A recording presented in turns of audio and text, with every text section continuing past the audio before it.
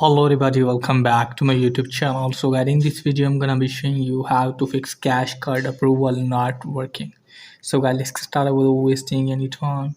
So guys, if you try to approve your cash card from Cash App and it's not working for you guys, then what you need to do is just simply you have to tap on your profile icon.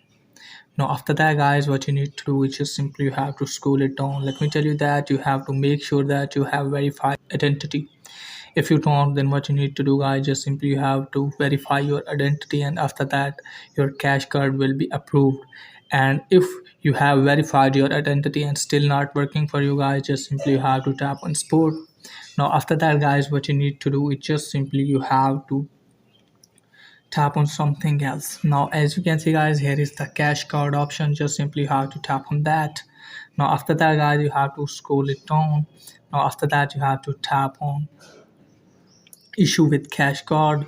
Now after that guys, what you need to do is just simply you have to tap on name on cash card. So from here guys, you have to tap on contact support. Now after that you have to chat with the cash app support representative, and after that your problem will be fixed. So that's pretty much for today video. If the video is helpful, please like and subscribe my channel. Thanks for watching.